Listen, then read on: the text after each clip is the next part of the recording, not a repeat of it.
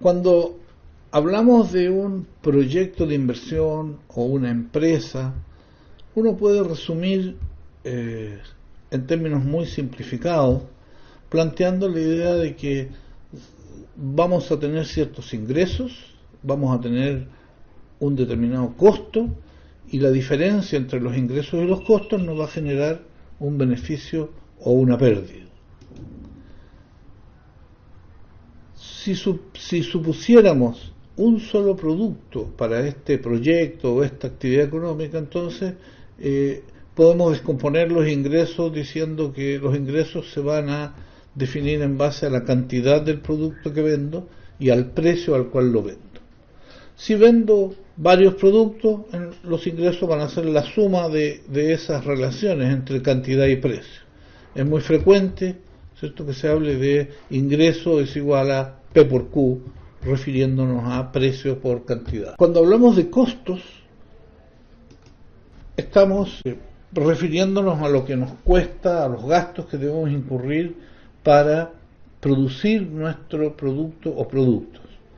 Y entonces ahí hablamos de que los costos podemos identificarlos con una unidad llamada el costo medio o costo promedio, y el costo medio por la cantidad de unidades que produje me va a dar el total de los costos.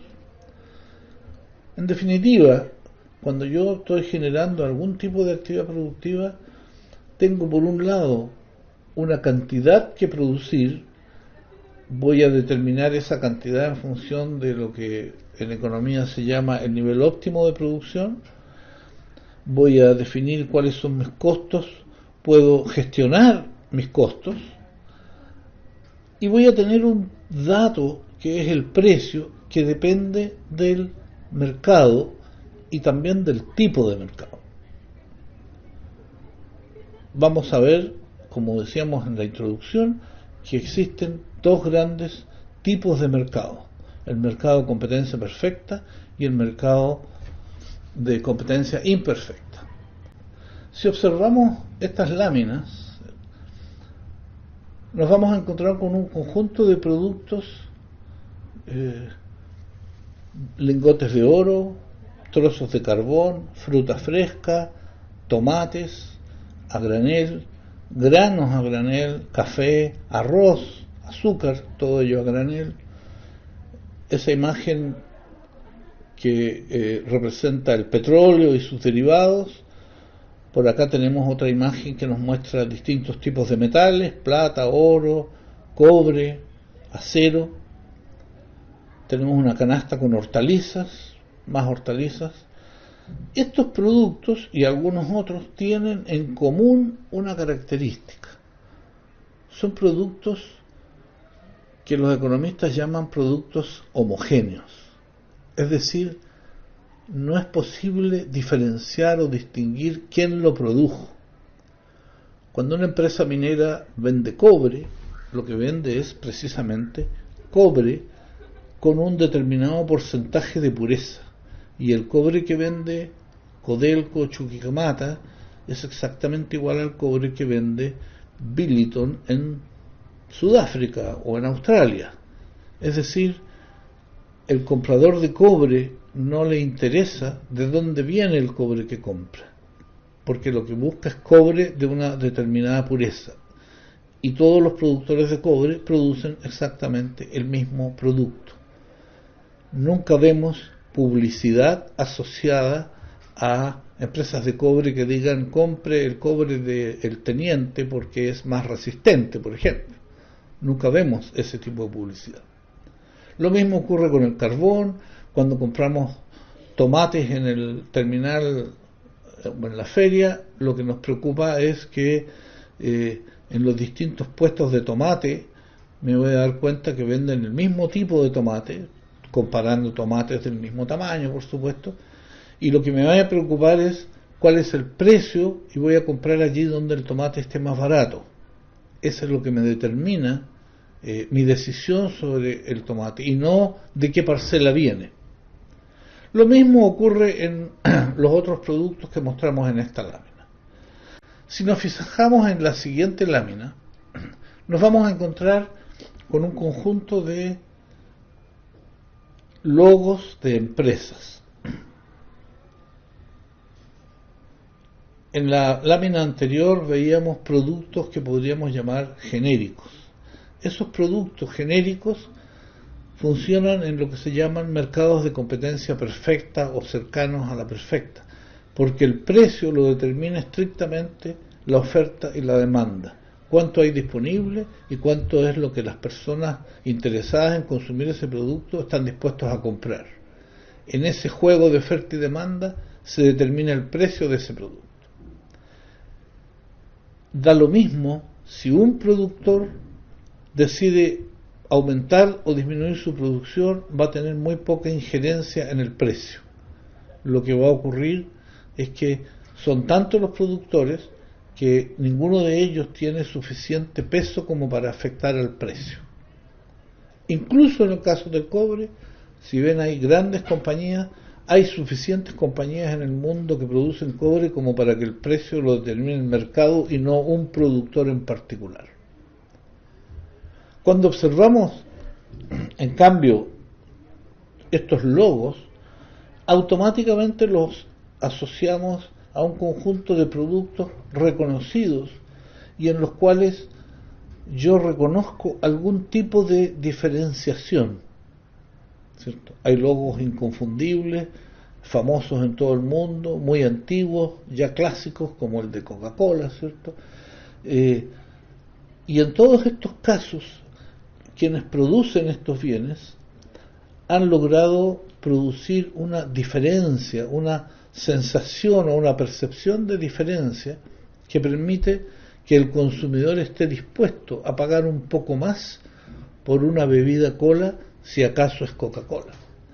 Estoy dispuesto, ¿cierto?, a consumir en un lugar como el McDonald's porque me asegura una calidad similar en todo el mundo. Puedo estar en un país donde desconozco las condiciones bajo las cuales se cocina, pero si encuentro un lugar como el McDonald's, sé que ahí hay un estándar internacional y entonces voy a ir a la segura. Eso diferencia al McDonald's de cualquier restaurante local. Lo mismo ocurre con la mayoría o con todos los productos que podemos ver en estos logos, y ellos entonces conforman lo que se llaman mercados de competencia imperfecta. Cada uno de estos productores y muchos otros que obviamente no están aquí tienen algún tipo de poder de mercado, es decir, tienen alguna posibilidad de influir sobre el precio de su producto con su decisión de cuánto voy a producir. Si una aerolínea como American Airlines decidiera incrementar la cantidad de vuelos, la frecuencia de vuelos en un determinado trayecto, lo que va a ocurrir es que va a bajar el precio. Pero eso es precisamente lo que esa empresa puede estar buscando. Pero al mismo tiempo también puede hacerlo de manera inversa. Le basta reducir los vuelos para que el precio suba, por cuanto no tiene mucha competencia, puesto que en general en la mayoría de los países no hay una competencia abierta en los vuelos internos de las líneas aéreas. Pues bien, lo que vamos a procurar explicarnos a lo largo de este curso es encontrar respuestas a algunas preguntas que uno se puede hacer en la vida cotidiana. ¿Por qué, por ejemplo, las líneas aéreas tienen distintos valores, distintos precios para los pasajes a un mismo destino? Puedo ir viajando al lado de un pasajero que pagó la mitad o el doble que yo y tengo el mismo asiento, voy a recibir la misma atención a bordo y voy a llegar al mismo lugar al mismo tiempo. Sin embargo, para un mismo producto, la línea aérea tiene precios diferentes. ¿Por qué ocurre eso? Las líneas aéreas también tienen un sector, sobre todo en los vuelos internacionales, de primera clase o clase ejecutiva. ¿Hay pasajes económicos o ofertas de pasajes en primera clase o en clase ejecutiva? Vamos a descubrir que no lo hay. Vamos a tratar de responder a la pregunta ¿por qué sube el precio del petróleo y la benzina? En el valle de Zapa, en la ciudad de Arica, al norte de Chile, nos encontramos con que se produce tomate en el periodo de otoño-invierno por las condiciones climáticas que favorecen esa producción, en tanto en la zona centro-sur del país no se produce tomate porque ciertamente el clima no lo favorece.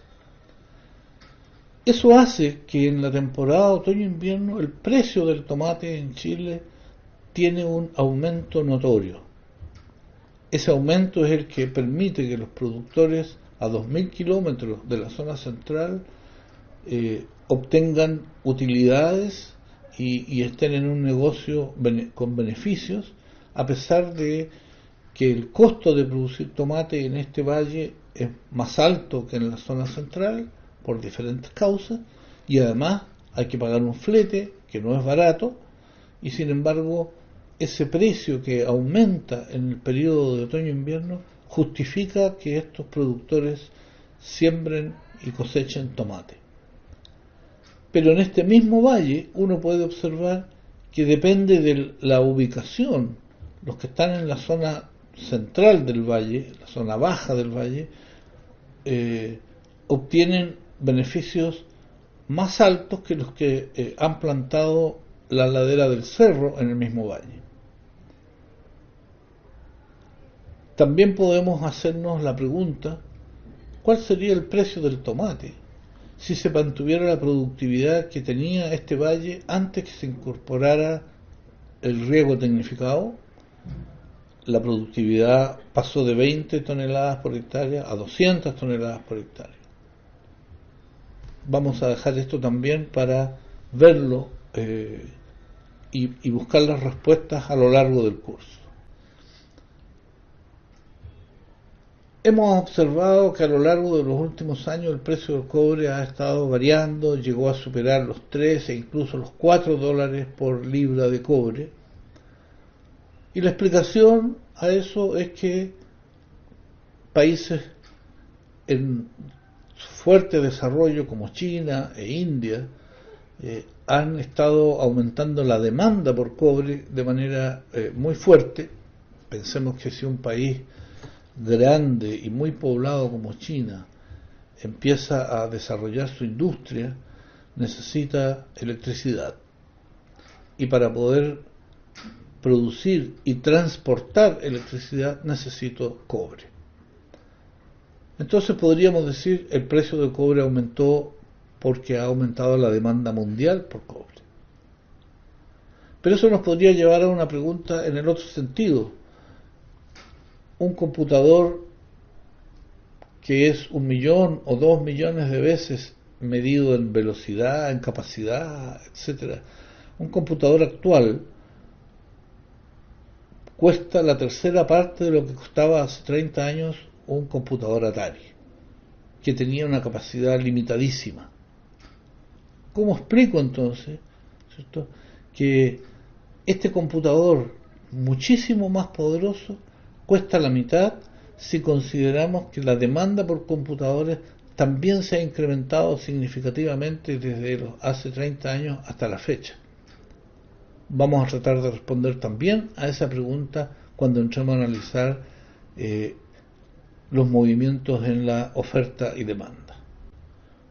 Cuando hablamos de valores o de precios, nos preguntamos a veces si acaso el precio es lo mismo que el valor, o si el precio económico es el mismo que el precio contable, es lo mismo el costo privado que el costo social. También son preguntas que vamos a procurar ir respondiendo a lo largo de este curso. En 1947, un inventor llamado Edwin Land asombró al mundo produciendo la primera cámara que revelaba las imágenes en 60 segundos. La cámara instantánea, muy conocida también como Polaroid, que en realidad era la marca de esta cámara.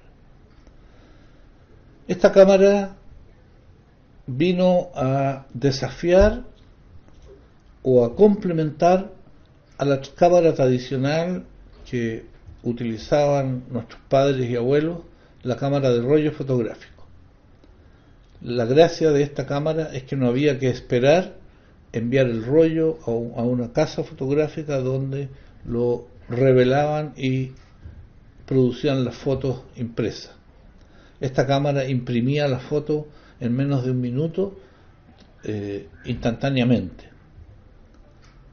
Fue un negocio extraordinario para los dueños de Polaroid. Hubo, por supuesto, otros fabricantes que también siguieron tras la huella y produjeron cámaras instantáneas, pero Polaroid fue tan fuerte que incluso el nombre se hizo sinónimo de cámara instantánea. Hasta que apareció la cámara digital y ya en el año 2007 se estima que se vendieron 240.000 cámaras instantáneas y 28 millones de cámaras digitales. Es decir, este invento fenomenal que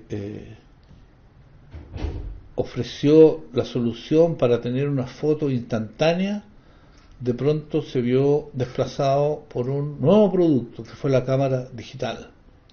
La cámara digital me permite enviar la foto a cualquier lugar del mundo en cuestión de un par de clics. Y este ejemplo nos permite justamente mostrar la diferencia entre lo que es el valor contable y el valor económico. Imaginemos que construyo una fábrica de cámaras Polaroid por 10 millones de dólares y tan pronto termino de construirla aparece la cámara digital. Mi planta, mi fábrica me costó 10 millones de dólares, pero el valor de mercado, el valor económico podría llegar a ser cero. Si perdí el mercado de las cámaras y a nadie le interesa comprar una cámara Polaroid, entonces la capacidad de generar ingresos que tiene mi inversión es cercano a cero o cero, y por lo tanto esos 10 millones de dólares en realidad no son más que un valor contable, un valor libre, pero no un valor económico.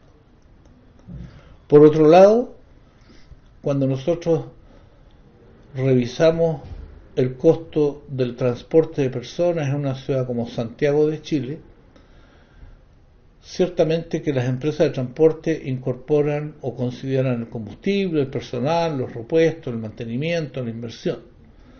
Sin embargo, ellos no incluyen en su análisis de costo-beneficio el costo que provoca los daños a la salud producidos por la contaminación del aire de Santiago. Estamos hablando entonces de una distinción entre costo privado y costo social.